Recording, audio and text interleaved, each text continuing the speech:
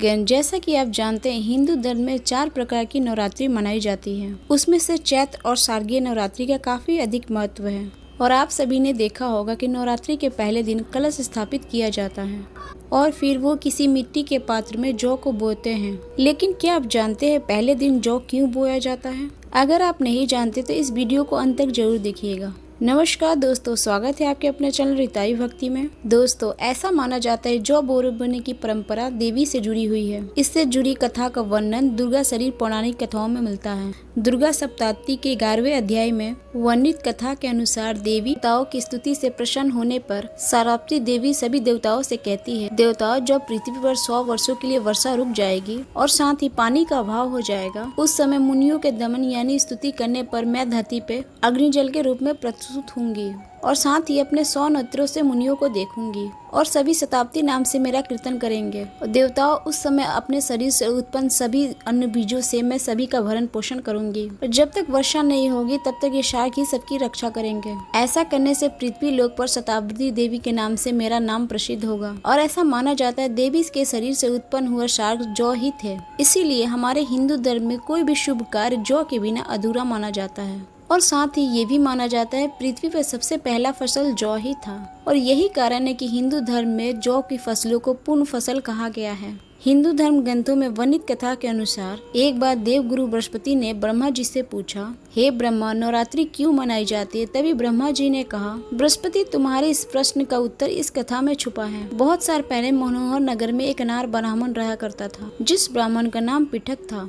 वो देवी दुर्गा का बहुत ही बड़ा भक्त था। युवा होने पर उसकी शादी हुई और फिर कुछ दिनों के पश्चात उसकी पत्नी ने एक कन्या को जन्म दिया और उसका नाम सुमति रखा गया। और जब उस कन्या को ज्ञान हुआ, जब भी पिठक दुर्गा अर्चना करता था, वह कन्या वहाँ बैठी रहती थी। एक दिन की बात है, वह कन्या देवी की पूजा में बैठने की वजह अपनी सहेलियों के साथ खेलने चली गई। यह देखकर पिठक अपनी पुत्री पर क्रोधित हो गया और फिर उसके पास जाकर कहने लगा, आज तुमने माँ दुर्गा की पूजा क्यों नहीं की? इस अपराध के लिए मैं तेरी शादी एक कुष्ठ रोग से ग्रसित मनुष्य से कर दूंगा।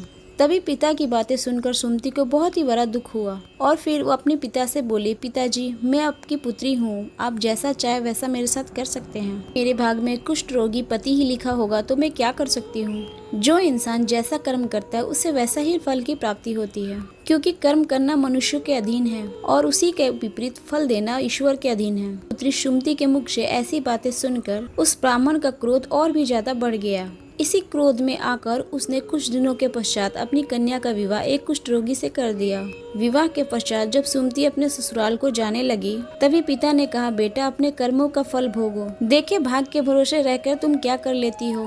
पिता की बातें सुनकर सुमति सोचने लगी, क्या सच में मेरा भाग्य इतना ज्यादा खराब है जो मुझे कुष्ठ रोग से ग्रसित पति मिला? फिर वह अपने पति के साथ वन में चली गई। फिर अगले दिन देवी दुर्गा सुमति के सामने प्रकट हुई और उससे बोली, हे पुत्री, मैं तुमसे प्रसन्न हूँ, तुम जो चाहो मुझसे वो वरदान मांग सकती हो। तभी सुमति बोली, हे देवी, आप कौन है? मैंने आपको आज से पहले नहीं देखा। तभी माँ दुर्गा बोली, हे पुत्री, मैं आदि शक्ति भगवती हूँ और मैं तुम्हारे पूर्व जन्म के कर्मों से प्रभावित होकर यहाँ आई हूँ। देवी दुर्गा की बात सुनकर सुमति बोली, माँ, मैं पिछले जन्म में क्या थी, मुझे विस्तार पूर्वक बताइए। माता ने कहा, तुम पिछले जन्म में लील की पत्नी थी और तुम्हारे पति चोरी के इल्जाम में भाइयों ने पकड़कर तुम्हें कारागार में बंद कर दिया और उन लोगों ने तुम दोनों को भोजन ही नहीं दिया। उस समय नवरात्र का दिन चल रहा था। तुम दोनों ने नवरात्र के समय कुछ भी नहीं खाया और ना ही जल ही पिया था, जिसके कारण अनजाने में ही तुमने नवरात्रि का व्रत कर लिया और उसी व्रत के प्रभाव से प्रसन्न होकर मैं तुझे यहाँ वरदान देने के लिए आई हूँ। तभी सुमति बोलती, हे माँ, अगर आप मुझे कोई वरदान ही देना चाहती है तो मेरे पति को कोर से मुक्त कर दीजिए। तभी माँ दुर्गा ने बोला, पुत्री, नवरात्रि के एक दिन का तुम पुण्य अर्पण करो, तुम्हारा पति निरोग हो जाएगा। तभी सुमति ने वही किया और फिर उसका पति निरोग हो गया। और फिर सुमति देवी की स्तुति करने लगी। सुमति की बातें सुनकर देवी बहुत ही ज्यादा प्रसन्न हुई और फिर नवरात्र व्रत की विधि विस्तार पूर्वक बताते हुए और माता ने कहा, हे पुत्री, 9 दिनों तक तुम मेरा व्रत करना। यदि दिन भर का व्रत ना कर सके तो एक समय भोजन करना। विद्वान ब्राह्मण से पूछकर घट स्थापित करें। माँ काली, माँ लक्ष्मी, माँ सरस्वती देवी की मूर्ति स्थापित कर उनकी विधि विधान पूर्वक पूजा करें और पुष्पों से विधि पूर्वक अध्ययन करें। 9 दिनों तक जो कुछ भी दान कर सकते हैं जरूर करना। नवरात्र व्रत करने से फल की प्राप्ति होती है और मन चाहा फल की प्राप्ति होती है। इतना कहकर माँ शक्ति वहाँ से अंतर्धान हो गई। तो भक्तगण, नवरात्र से जुड़ी आपको ये कथा कैसी लगी नीचे कमेंट्स बॉक्स में जरूर बताइएगा। आज की वीडियो में बस इतना है। फिर मिलते हैं आपके अपने चैनल रितावी भक्ति में नए वीडियो नए विषय के साथ। अगर आपने अभी तक मेरे चैनल रितावी भक्ति को सब्सक्राइब नहीं किया तो सब्सक्राइब कर दें, ताकि ऐसे ही ज्ञानवर्धक जानकारी हम आप तक पहुँचाते रहें। आपका हर लाइक हर कमेंट्स हमारे लिए महत्वपूर्ण है। जो भी भक्तगण मेरे चैनल को लाइक करेगा और चैनल को सब्सक्राइब करेगा, माँ दुर्गा उसके घर में खुशियों से भर देगी।